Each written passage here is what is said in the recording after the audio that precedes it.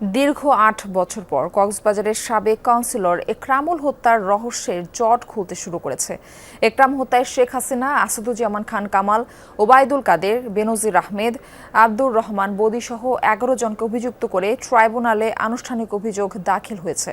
অভিযোগ আমলে নিয়ে পলাতক ৮ আসামির বিরুদ্ধে গ্রেফতারি পরোয়ানা জারি করা হয়েছে। এদিন ট্রাইব্যুনালকে প্রসিকিউশন জানায়, সেদিন বন্দুকযুদ্ধ নয়, একরামকে হত্যা করা হয়েছিল পরিকল্পিতভাবে।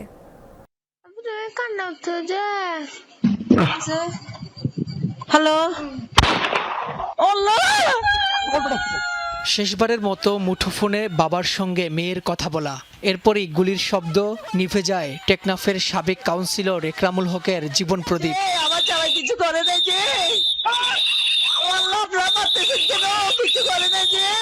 ২০১৮ সালের ২৬ মে মাদক বিরোধী অভিযানের নামে র্যাবের সঙ্গে কথিত বন্দুকযুদ্ধে নিহত হন একরাম। তবে পরিবারের দাবি এটি ছিল পরিকল্পিত হত্যা। একরামের মৃত্যুর আগে পরিবারের সঙ্গে মোবাইল ফোনের সেই কথোপকথন এবং গুলির শব্দ প্রকাশ্যে এলে দেশ জুড়ে প্রশ্ন ওঠে পুরো ঘটনা নিয়ে।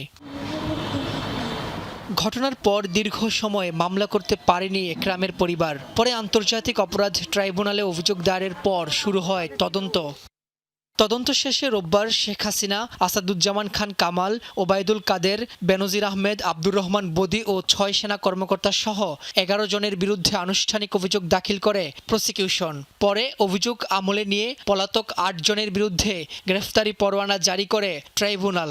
প্রত্যক্ষদর্শী সাক্ষী সহ বিভিন্ন সার্কামস্টেন্সিয়াল এভিডেন্স এগুলোর ভিত্তিতে সেখানে আমাদের সুপিরিয়র রেসপন্সিবিলিটি হিসাবে শেখ হাসিনা, আসাদুজ্জামান কামাল, ওবায়দুল কাদের এই বদির পরিকল্পনায় এই ঘটনাটা ঘটেছিল, কারণ এই একরাম ছিল তার প্রতিপক্ষ।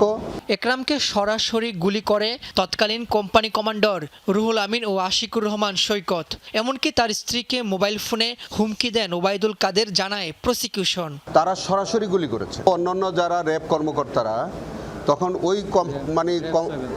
ওই জায়গায় তারা উপস্থিত ছিল এবং তাদের তত্ত্বাবধানে, তাদের পরিকল্পনায় ওখানে হত্যাকাণ্ডটা সংঘটিত হয়।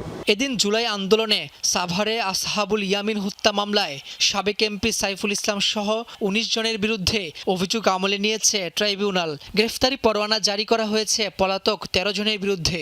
এদিন ওবায়দুল কাদের সহ ৭ জনের মামলায় সাক্ষ্য দিয়েছেন সাংবাদিক আশরাফ কায়সার। রাব্বি হোসেন, যমুনা নিউজ, ঢাকা।